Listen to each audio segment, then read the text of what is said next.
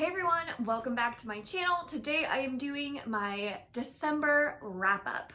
So in December I read a total of 7 books, which y'all, Pokemon, the new Sword and Shield games came out and I bought it in December, so the fact that I was still able to read 7 books with the new Pokemon game on my Switch is pretty impressive. I'm pretty proud of that.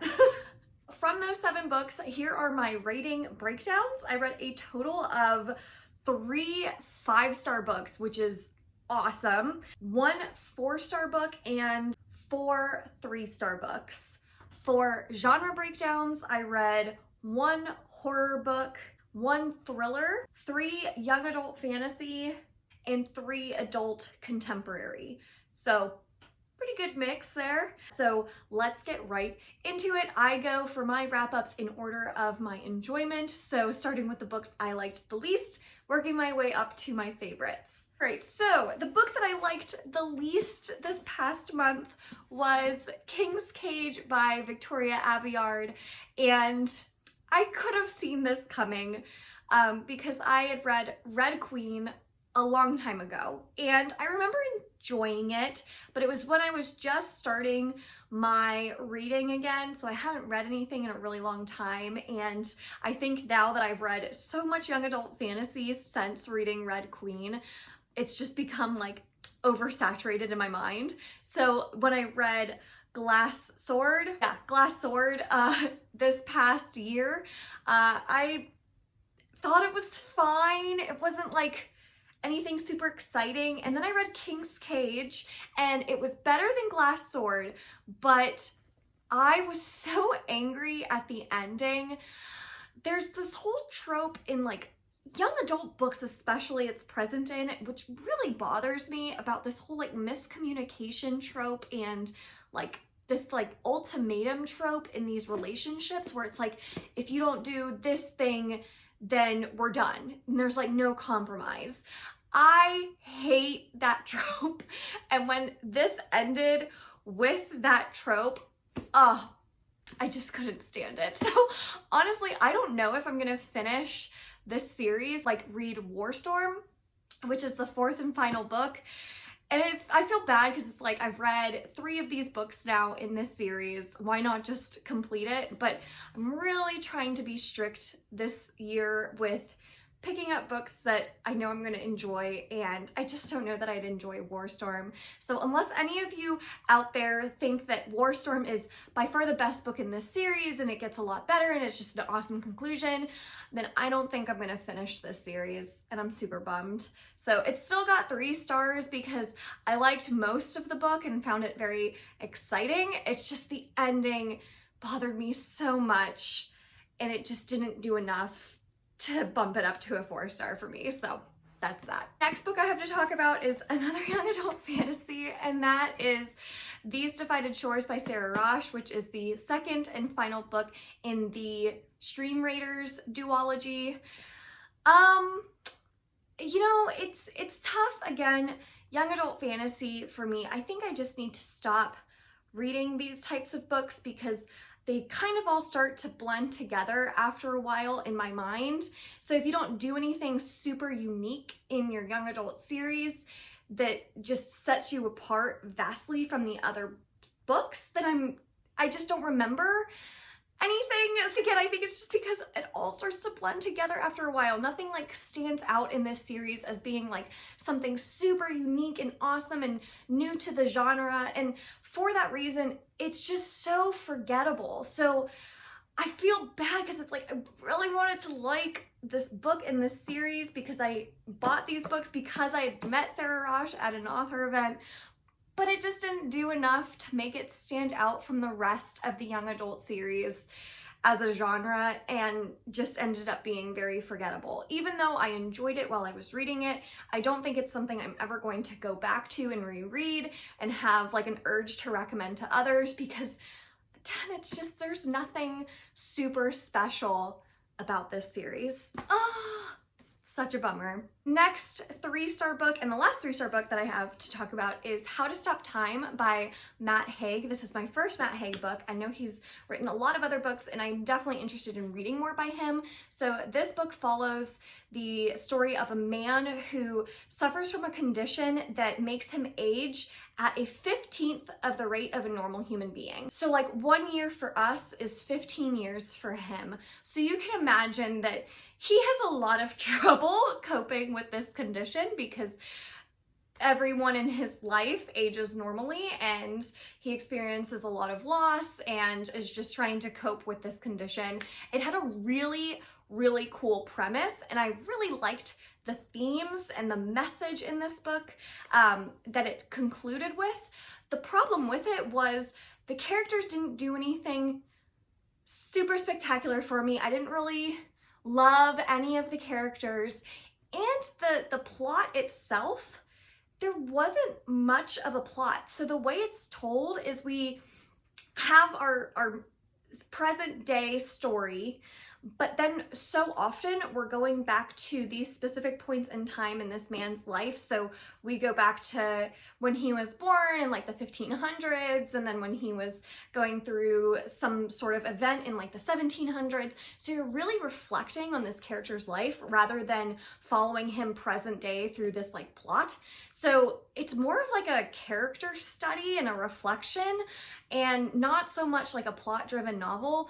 And it was really hard to get into this book because so often you would like get excited about the present day plot and that moving forward, and then you jump back in time and be interrupted by this kind of story that was being told about this character's past. So I found that it didn't capture me the way I wanted it to. So even though I loved the themes and the messaging, the plot was pretty non-existent. It's very flimsy, and the villain in this story is so unbelievable, and like his decisions at the end, it was just bizarre. So overall, I liked it. 3 stars worth. And I will read other books by this author. It just didn't quite live up to what I thought it could be. So I think I said that was my last 3-star. I have one more 3-star that I forgot that I read because it was on a Kindle. Last 3-star book is Phantom Limb by Lucinda Berry, and I had just read The Perfect Child by Lucinda Berry and really enjoyed it. There was no ending in that book, which is what bumped it down from 5 to 4 stars for me. It ended so abruptly, but the writing and the characters and just everything about The Perfect Child really made me want to read more by this author. So I picked up The Phantom Limb and I liked it well enough going through the whole book. It follows this woman who was born with a twin, and they were severely abused as children by their mother. They were raised by a single mom, and she would keep them locked in their room for days at a time without feeding them. There were these very abusive men in their lives. So it was just this story of this very broken childhood from these 2 twins, and something happens where one of the twins has to go into some sort of like mental hospital. So that's all I want to say about it. The twists in this were very obvious. I called them very early on, and so that was kind of a disappointment that there was nothing very twisty about it. It was kind of obvious and predictable. And the other thing is, I think Lucinda Berry doesn't know how to write an ending. Both of these books have had the most abrupt endings that I've read from her, and just did not wrap up things well at all. It was like she just decided like, yep, I'm gonna be done writing this novel today, and ended it. It was like there was so much story left to tell. So it was just bizarre, and even though I liked the story, it just, oh, the endings of these books that she writes bothers me so much. So this one was a 3-star. The Perfect Child was a 4-star. I would definitely recommend The Perfect Child, but I wouldn't necessarily recommend reading Phantom Limb, just because, again, it's predictable and the ending is not very good. So now moving into the 4-star, and that 4-star book is Pet Sematary by Stephen King. I had just read it by Stephen King and asked you all to pick my next Stephen King book that I read, and you picked Pet Sematary for me, which I'm very, very happy about. I really, really enjoyed this.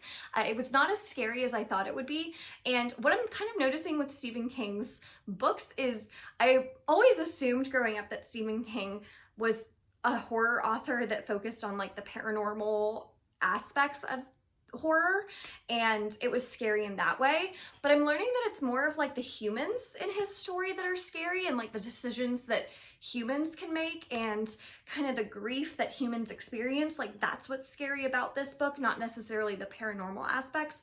So that was a little surprising.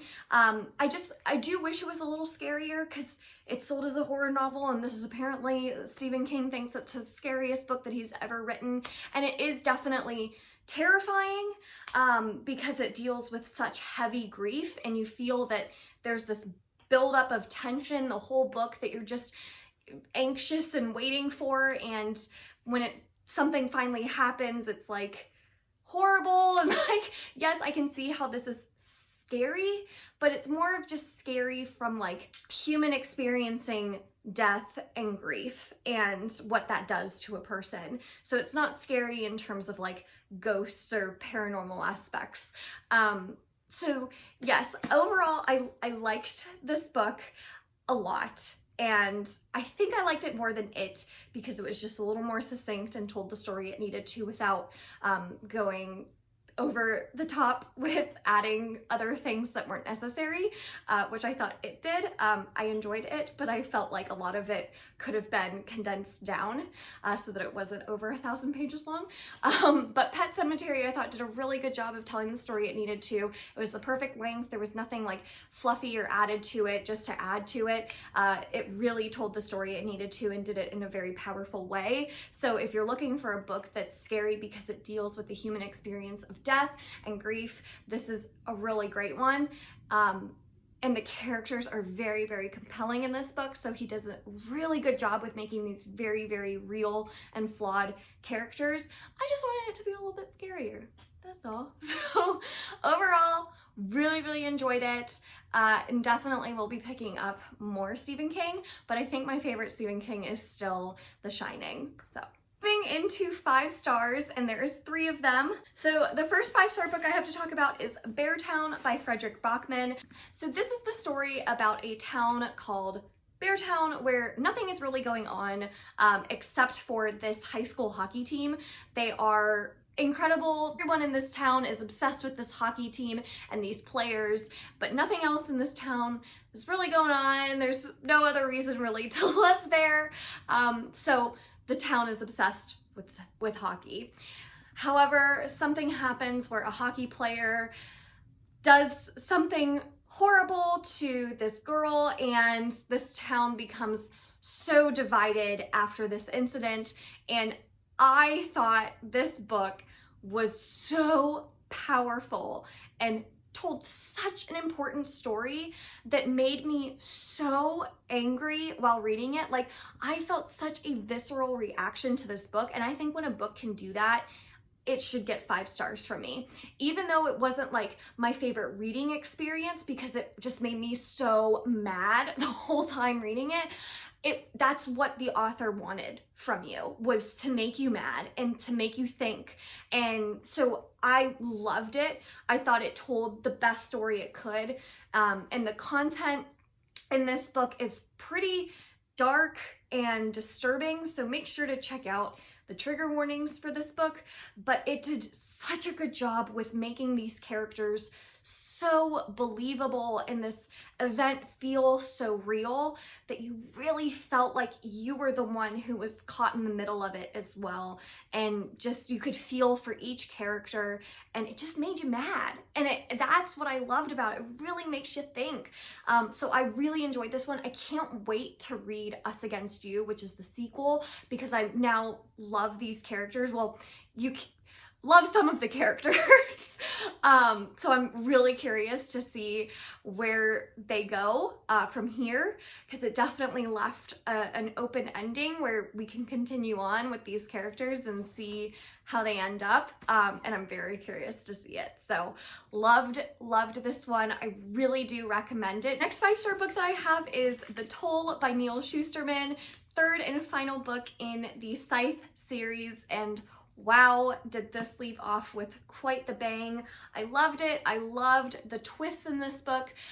This series is really interesting because the first book in this series really focuses on characters and the politics within this scythedom, whereas the second book doesn't concentrate much at all on the characters we had met in the first book. It really focuses more on this artificial intelligence that's ruling the world called the Thunderhead, and it really works on world building, and I loved Thunderhead because of that.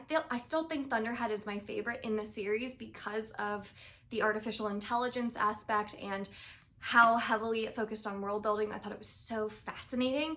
So The Toll is kind of a mix between the two. Everything that I loved from the first two books wrapped into one. Overall, I love this series. I think this conclusion ended really, really well. I liked the twist in it. So if you've read it, you probably know what I'm talking about. It leaves off on a really cool note, and it just totally makes sense. Like, everything in this story, Neal Shusterman really thought through it, and you can tell he had this whole story in mind before sitting down to write that first book, and he knew exactly where it was going. So it was just cool to see the build up through the series. Really a fantastic and unique young adult dystopian series. And I know I had talked before about, you know, King's Cage and These Divided Shores, like, they just seem so forgettable to me. They don't introduce anything like super new to the genre. But The Toll and like the Scythe series, it is so unique. And this is like the definition of introducing something new to the genre. I loved it. This is definitely a series that everyone's going to be talking about for years to come because it's just so different and so cool. And we need more series like this that are super unique and take this concept that no one else has thought of and just goes all in on it. It's so awesome. So I highly recommend the Scythe series. I could go on for days about it. The last book and my favorite book that I read this past month was The Heart's Invisible Furies by John Boyne. So I figured that I'd love this book. I just didn't know how much I'd love it. This is a coming of age story through and through. It follows a man who is born in Ireland in like the 1940s, and it goes through his entire life up to the 2000s. So it truly is a whole coming of age story where you follow this very flawed character, but a very likable character, and finds out very early on in his life that he is gay. And so growing up in Ireland in the 1940s through the 70s, it was a very prejudiced time to be gay, and he just, it's unbelievable what this character went through because you know that this kind of stuff really happened. That's what I love about these books. They're so important to read because you just don't realize the struggles that this community went through, and it's so unbelievable how much we've grown as a society and how much this character grows with that society. It's so great. And what I really liked about the structure of this book is that it focuses just enough time on certain periods of this man's life where we're following him as an 8-year-old, and then we're following him as a 16-year-old, and you kind of hit these key years in his life. And every time we switched to a new year, I would almost get bummed because I was so invested in that character's story during that time period. And I was like, how could we possibly tell a better story with a new time period with this character? I would get so bummed because I was like, no, I want to hear just the whole story about when he was 8 years old. And then we would switch to when he was 16, and I'd get so invested when he was 16, and I'd be like, no, I don't want to switch to a new year because I love him being 16. And then we'd switch to 25, and it just kept getting better and better somehow. And even though I would get bummed when we switched to a new time period and a new age for this character, I was just blown away at how captivating and entertaining each of those years became. And it was told in such a clever way, and it just really was an awesome reading experience because of that. So I would highly recommend this book to anyone looking for an adult contemporary that's just really going to make you think and just give you all the feels, make you laugh, make you cry. These characters are so awesome. I especially loved our main character's mother and stepmother. I think those two characters were some standouts in this book. Definitely read this one. 5 stars.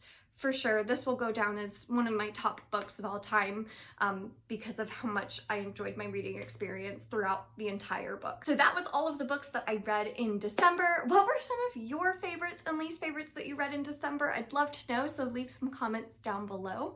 Thank you so much for watching this video. If you enjoyed it, give it a thumbs up and subscribe. I release new videos every Monday, Wednesday, and Friday. And until next time, bye!